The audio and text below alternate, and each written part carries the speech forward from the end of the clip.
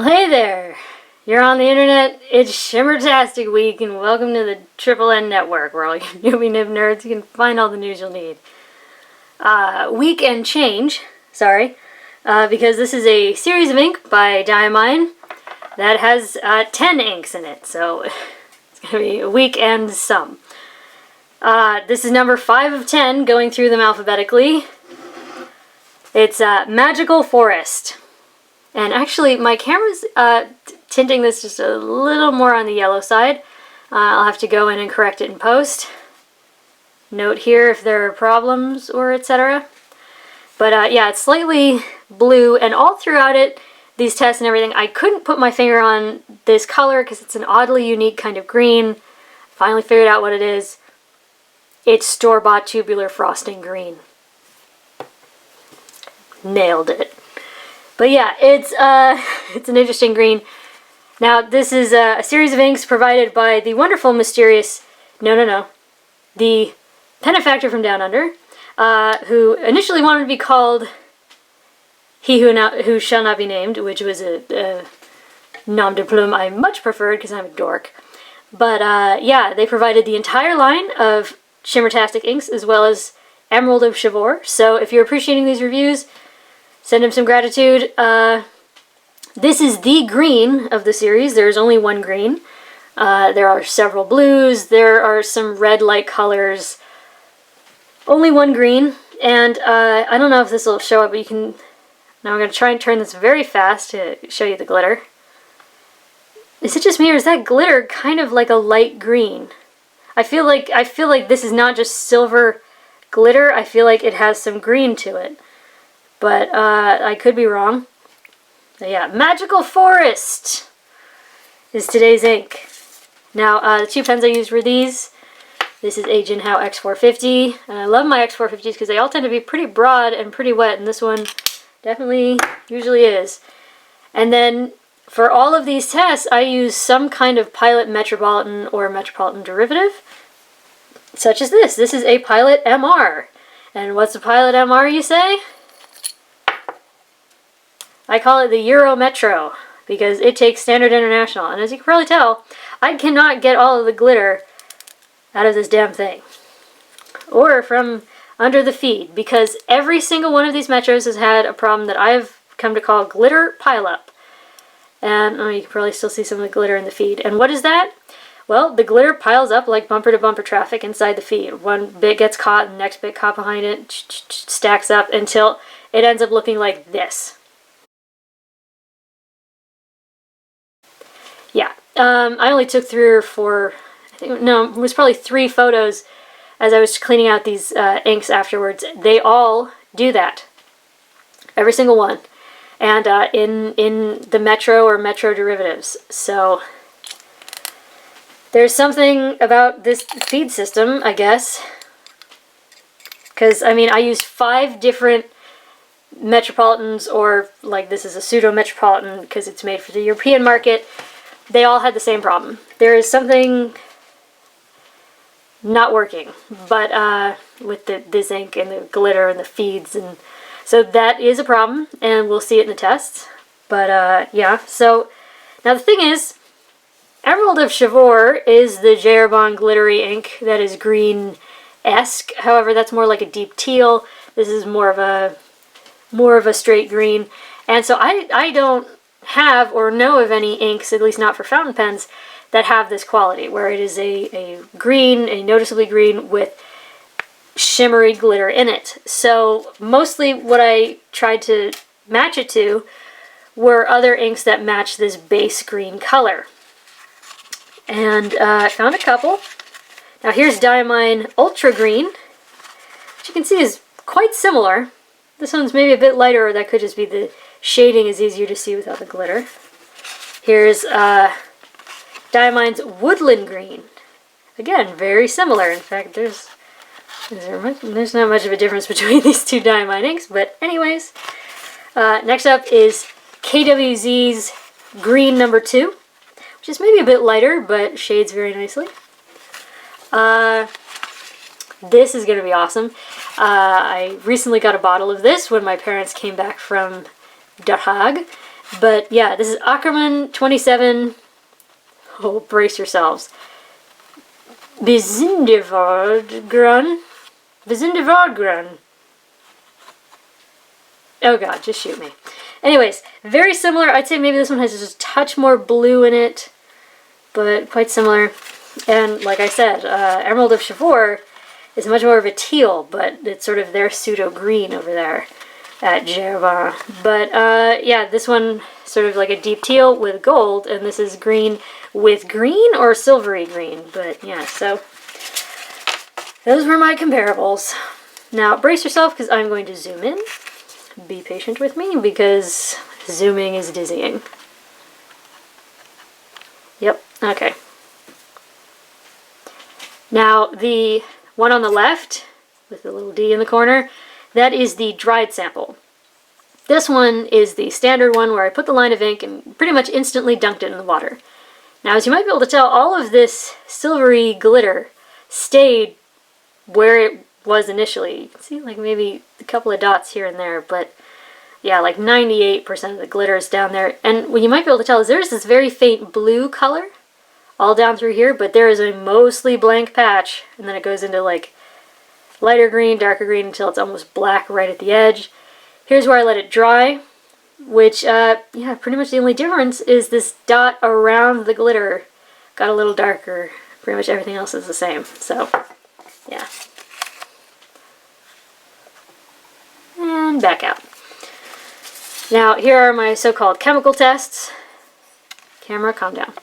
Now, water really got it moving, and in fact, all of these inks, all I used was water, but a ton of water.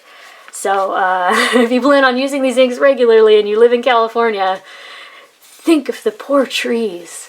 Anyways, 1/3 bleach solution nearly completely got rid of it, but I don't know if you'll be able to see this, but it turned it, parts of it, this like graphite-y kind of gray. But yeah, ammonia pen flush got it moving, but no better than water. Same with hydrogen peroxide, except they were chemicals, so they started to react with the paper, and I sopped them up quickly. Now, let's move on to the paper, shall we? Top down in density, Clairefontaine, 90 grams per square meter. Oh god, okay.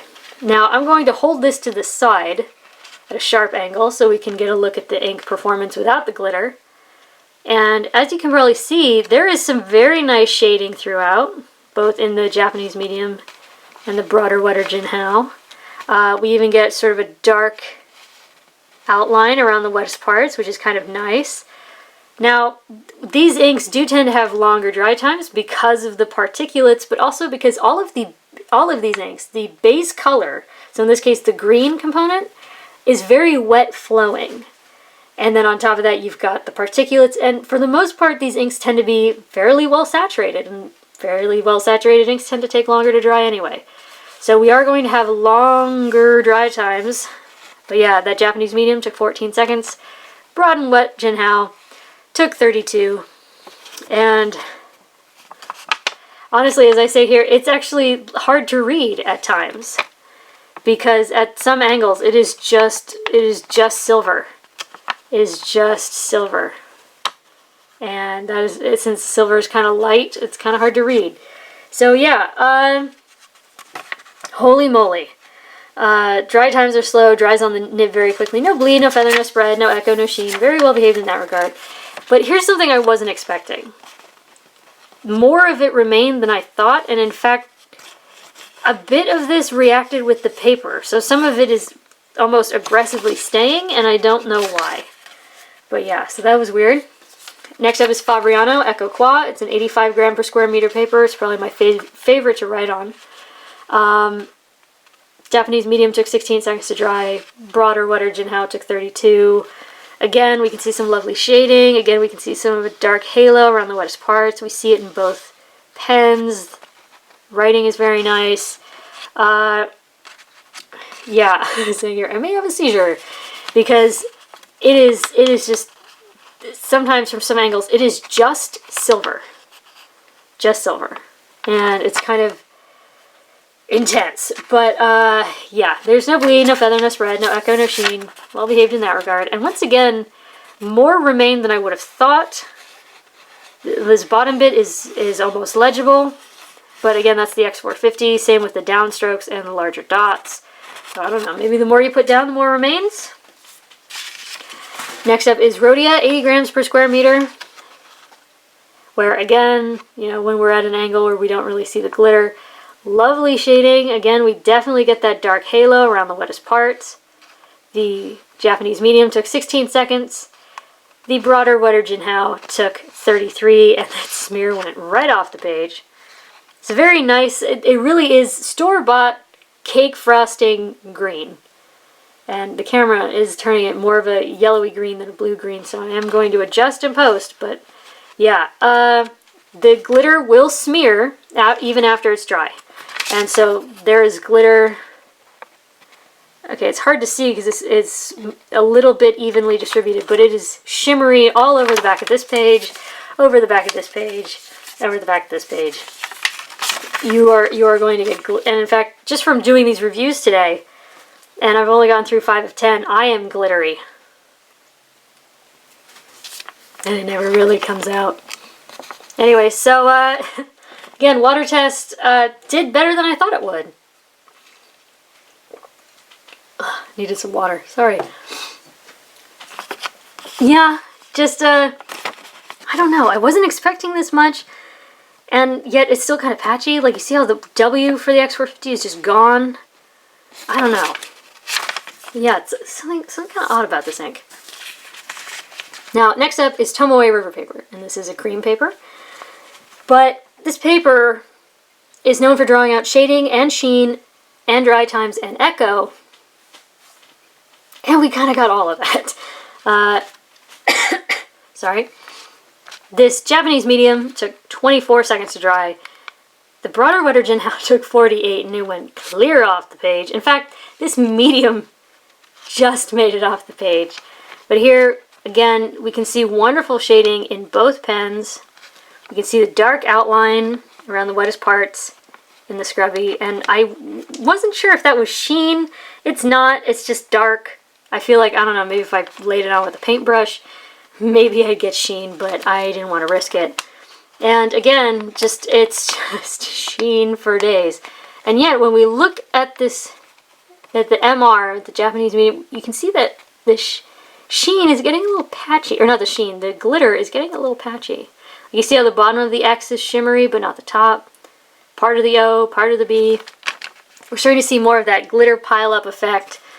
But yeah, the upside of that is it means that not all of it is glittery, which means we can read it from more angles, which is kind of nice. And we can see the shading much more, which is nice. But yeah, no bleed, no feather, no spread, no echo, no sheen. Maybe some echo in the scrubby, but I was really laying it on, so that could be human error.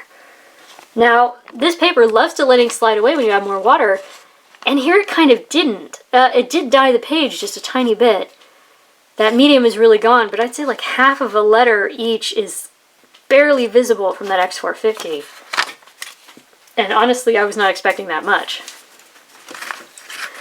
Now for the next 3 tests, I only use the Japanese medium, except to write the name. And this is the world's worst 20-pound copier paper. It is quite possibly the worst paper I have ever encountered, and believe me, that is saying something. Now, we get a lot of spread. So let's look at the line width. Here, and here. Definite increase. We get some feathering, and we get some woolliness, but mostly it's just woolliness and spread, and then in a few spots we get feathering, but it's not rampant, so that's kind of encouraging-ish. Yeah, there's no shading, really. There's glitter, but it's sort of like lightly distributed throughout, whereas here, with the X450, it's all everywhere. Now, there are many spots of bleed, and those are the darkest spots, but there's also a ton of show-through just about everywhere else. And again, this is a Japanese medium. Yes, the green component is very wet-flowing, and the glitter stacking up in the feed is, you know, it's acting like a sieve, which is just letting that green through. Yeah, this water test is a disaster. That would not be fun to try and recover. That's like half gone, half there. But yeah, oh dear.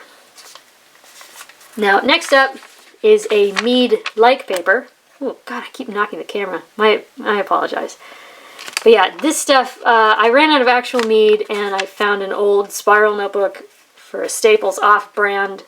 I think this stuff might have been blessed by an evil wizard because it's behaving perfectly. There is no spread, as you can see. Like, there's nowhere near the spread we saw on the 20 pound. We get shading, which I cannot explain. There is no feathering whatsoever. There's no bleed, there's not even echo.